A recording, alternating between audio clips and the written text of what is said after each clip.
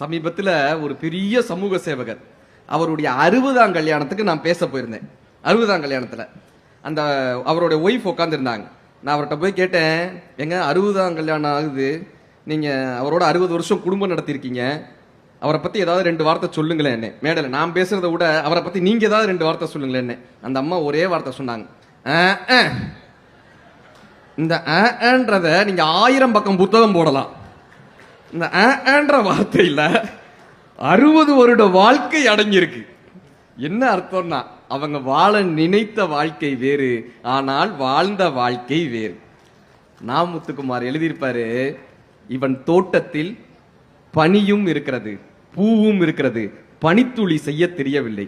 இவன் வானத்தில் மழையும் இருக்கிறது, வெயிலும் இருக்கிறது, வானவில் செய்ய தெரியவில்லை. இவனது கடலில் அலையும் இருக்கிறது, நுரையும் இருக்கிறது, கடந்து போக தெரியவில்லை. இவன் வாழ்க்கையில் இன்பமும் இருக்கிறது, துன்பமும் இருக்கிறது, வாழத்தான் தெரியவில்லைன்னு எழுதியிருப்பார். வாழவே தெரியலையா நமக்கு சார். இன்னைக்கு ஒண்ணுல யாராவது இப்ப நம்ம பாக்குறோம், தில்லூர்ல யாராவது பாக்குறோம், எப்படி இருக்கீங்கன்னு கேளுங்க, என்ன சொல்லுவாங்க? எப்படி இருக்கீங்கன்னு கேட்டா ஏதோ இருக்கும். கரெக்டா சார்? சத்தியமா அதான் சார் சொல்லுவான், ஏதோ இருக்கும். இன்னும் சில பேர் என்ன சொல்லுவான், உங்க புண்ணியத்துல இருக்கவன்னுவான்.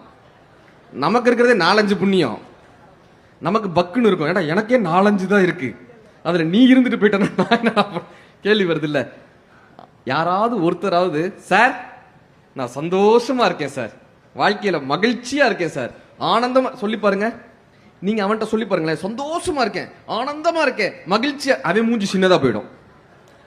ஏன்டா ஊர்லாம் கொரோனால இருக்காங்க, இவன் மட்டும் ஆனந்தமா இருக்கானாமே, மகிழ்ச்சியா இருக்கானாமே, இல்ல ஆனந்தமா இருக்கானாமே.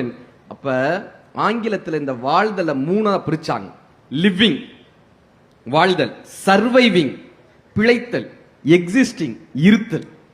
லிவிங், சர்வைவிங், எக்ஸிஸ்டிங் 3ஆ பிரிச்சாங்க. இந்த வாழ்றதுக்கும் பிழைத்தலுக்கு என்ன தெரியுமா வித்தியாசம்? மனுஷன் வாழணும், நாய் பிழைக்கும், மரம் இருக்கும். கரெக்டா? இப்ப இந்த இருத்தலுக்கும் வாழ்தலுக்கும் என்னப்பா வித்தியாசம்? நாங்க எங்க தெரியுமா நான் இருக்கேன்னு சொல்லுவான், எங்க இருக்கேன்னு சொல்லுவாங்க, ஜெயில இருக்கேன்னு. நான் வேலூர் சிறைச்சாலையில் 15 வருடமாக வாழ்ந்து கொண்டிருக்கிறேன் யாராவது சொல்லுவாங்களா? வாழ்ந்து கொண்டிருக்கிறேன் என்ன சொல்லுவாங்க? ஜெயில இருக்கேன் பாவே சொல்லுவோமா? ஆனா வீட்டுல வாழ்ந்து கொண்டிருக்கேன்னு சொல்லுவோமா? நான் வீட்டுல சந்தோஷமா குடும்பத்தோட வாழ்ந்துகிட்டு இருக்கேன் பண்ணுவோம், ஜெயில இருக்கேன் பண்றோம். கரெக்டா? அப்ப இந்த வீட்டுக்கும் ஜெயிலுக்கும் என்னப்பா வித்தியாசம் கேட்டாங்க. இந்த வீட்டுக்கும் சிறைச்சாலைக்கு என்ன வித்தியாசம்? என்ன வித்தியாசம்? வீட்டுக்கும் ஜெயிலுக்கு என்ன வித்தியாசம்?